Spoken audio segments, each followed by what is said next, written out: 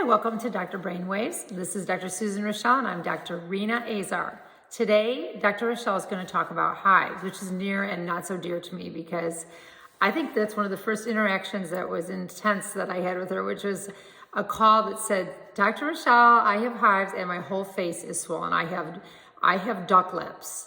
And I'm supposed to do surgery today. So Dr. Raschal is going to talk a little bit about this malady that affects about 20% of the population at some time in their life. And unfortunately, 90% of the time, you can't find out the causative agent. That was the case with me, but she did get me on a medication and I have not had problems with it since, so. And you're off the medicine too, aren't you? Correct. So that's the thing about hives, is that it is usually a spontaneous condition, but it does affect the skin. The hard thing about hives isn't so much the hive itself, which are red, raised, itchy bumps. It is the itching that accompanies it. The itching can be excruciating, debilitating, where a person just feels like they can't get any sleep, they are restless, and they can't get it out of their mind. In fact, I told one of my patients, he said to me one day when he came in, he said, if I had a bullet, I would have put a bullet through my head because the itching was so awful. And I canceled surgeries that day because I knew that I was not going to be able to focus on doing surgery. One of the things that happens with hives, if a person has hives, and the medical term is urticaria, it means that the epidermal layers of the skin is what's involved. But if there is involvement in the dermal layers or the deeper layers of the skin, that's when you get angioedema and that's swelling. And that's exactly what Dr. Azar was talking about when she had her lips that looked like ducks. The other thing that people sometimes will tell me is that they look like they got injections to make their lips poofy or their face poofy. Or some people tell me that their lips they look like they were turned inside out.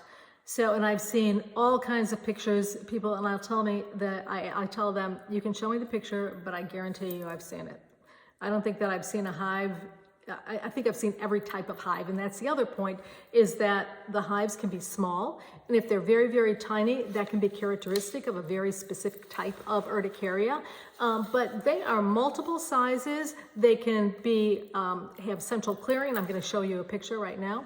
So if you can see this picture, you can see the hives and thank you. You can see the central clearing. So it almost looks like, some people describe it as a ringworm, but of course it's not ringworm, it's hives. But you can see that some of them are solid, but they are almost always raised. And then if they become, thank you, if they spread and become like a giant hive, we say they coalesce. And so in this picture, you can see how multiple hives have coalesced. And it is extremely disturbing to people when they see their skin go from perfect to, oh my gosh, now I've got these bumps coming out of my skin. Here's another one. Here are a set of thighs, and you can see that she has hives that is almost covering her entire anterior hive on both sides. Large parts of the body, sometimes small parts of the body, sometimes large parts of the body. The other characteristic with hives is that it's migratory. So within 24 hours, it will move around. It doesn't mean that every single area of the body may be affected or not affected, but the hives are migratory, so they move around. They're extremely itchy, and they change, like I said, in size, shape, and they're usually red. Sometimes they can be flat, and sometimes they can be raised. So the question is, what is the mechanism behind that? Well, we know one of the things that happens is that there are mast cells that are in your skin, in your respiratory, in your GI tract, and those mast cells release mediators. And one of those mediators one of the type of mediators are called histamine. And those histamine mediators will cause red, raised, itchy bumps on your skin. And the other thing that can do is the swelling that I told you about also has to do with those histamines. The reason why I mention histamines is because one of the medicines that we use to treat hives are antihistamines. So those are medicines that are designed to block the histamine receptors and prevent one from having such tremendous itching. And that's our goal. And I tell people all the time that our goal isn't necessarily to get rid of the hives, because the hives will go away as quickly as they came, which may be 6 months. For some people, it's years. But the majority of them will not have it for life. But the thing that we tell them is we want to control the itching, because the itching is the component that is so debilitating. So there are several different triggers for hives. One of those triggers is going to be NSAIDs, and NSAIDs are non-steroidal anti-inflammatory drugs like ibuprofen, Bufferin, Excedrin, Goodies powder, Aleve, Advil. So those medications can do it. Other medications can do it. And that's the other part of this when we're trying to tease out what it can be. And as Dr. Azar said, 90% of the time we never figure out what causes it. But I think part of that is because we're not being very good sleuths. We need to be a better detective and try and put together all the pieces. So hives can be due to an ingestant, and that could be a medication, it could be an anti-caking agent, a chemical that's in something that you ingested, a dye. So there are many, many things that can potentially cause hives. Other things that can do it are allergens, and allergens could be there are insect bites that can do it, and I'm not talking about life-threatening insect bites like wasps, hornet, yellow jacket, but even mosquitoes, and we call that type of hive papular urticaria when you get bug bites and within 24 hours, so you get the hives and then within 24 hours, they're gone. And you know that there was an insect that bit you, that is papular urticaria. Another type, we call them a group of them, we call them physical urticarias, and that refers to several different types of conditions in which hives are the manifestation of that condition. So let me give you an example. There is one called vibratory hives. So any movement like this, jackhammer workers, if you are traveling long distances and the road is kind of rough and bumpy, that movement can actually cause someone to develop hives. Also, aquagenic urticaria, and that is when you are in water and then you develop hives. So it doesn't matter if it's hot or cold water, you can develop hives. There is another type called cold-induced urticaria. And so that one, people will hold a can of soda in their hand, and when you remove the can of soda, their hand has hives all over the palm. Also, I have a story about this, that we were at Gulf Shores, and my son, who's got allergic rhinitis, meaning allergies, he's got asthma, food allergy, and skin issues. He's got atopic dermatitis or eczema. And so he was swimming and he came out of the water and he had this disturbed look on his face and he goes, "Mama," and he was covered in hives.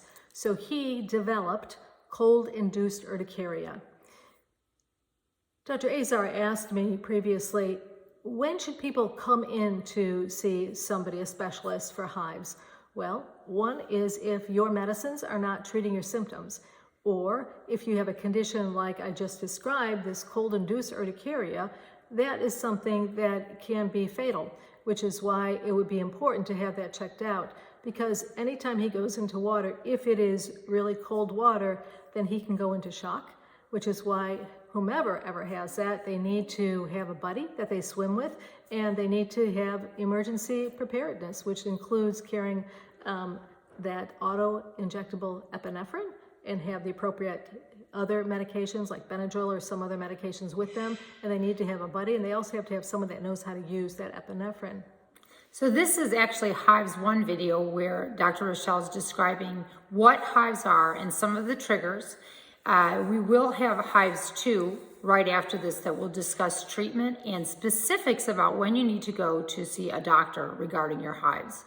Dr. Raschal, I know that you're not through with your list of triggers yet, but I'm wondering if you could comment briefly on the timing between exposure for a trigger and when you'd expect the urticaria to occur, which is, I'm sure, variable. And Dr. Raschal talks with people oftentimes about how to keep diaries and try to keep track of what it is that might be triggering their hives. So another type of hive is going to be solar urticaria, and that it has to do with the specific wavelengths of the sun, that can also cause them to break out in hives. Then infections can do it as well. And so one of the other things is exercise. So some people will have what's called cholinergic urticaria, and those hives are going to be very small, pinpoint. And Dr. Azar was asking, okay, what is the temporal relationship? Well, she's right, it's variable. If someone ingests something, I would expect, and they break out in hives, I would expect them to have the breakout within several minutes, up to a couple of hours. Except that there is a condition called alpha-gal allergy, and with that allergy, a person has to have been bit by a tick at some point in their past, and then they develop an allergy to mammalian meat. Well, they can break out in hives as a result of that, or swelling, but that occurs 3 to 8 hours after the ingestion of that food. Cold-induced urticaria usually occurs within minutes. There's another type of urticaria that we call pressure urticaria, where if a person's leaning on something for a long period of time, then 8 hours later, they develop the swelling. And usually they don't get a hive. What they get is just swelling of that area. One of the other common triggers that I find that people have is emotion. So stress is a common trigger for hives. And I think that one is very, very common, because when I ask people about that, so when I go through, these are the three major areas. So ingestants, contactants, things on the skin, as well as circumstances. And circumstances includes that you were under the house and you were digging around and there was a lot of mold there, and then you come out of there within minutes, you're broken out in hives. So that could be a mold allergy. If a person is studying for a big exam and they're really nervous about it, then, oh my gosh, they can't find their textbook, they can't, and then they start breaking out in hives. And some of you may have experienced that if you're nervous about speaking, and public speaking, and you go on stage, right before you go on stage, you start breaking out in hives. So emotion does play a big role in this. And I would say the majority of people, because I frequently ask them, tell me, would you please let me know if when we find out what this is, or when you find out what this is, let me know what it is. And frequently I'll get a call or I'll get a text or something that tells me that it was emotion. Their daddy died, they didn't realize how stressed they were, because people tell you, I'm not any more stressed today than I was last year at this time. But then they think back and go, you know what, I was really stressed.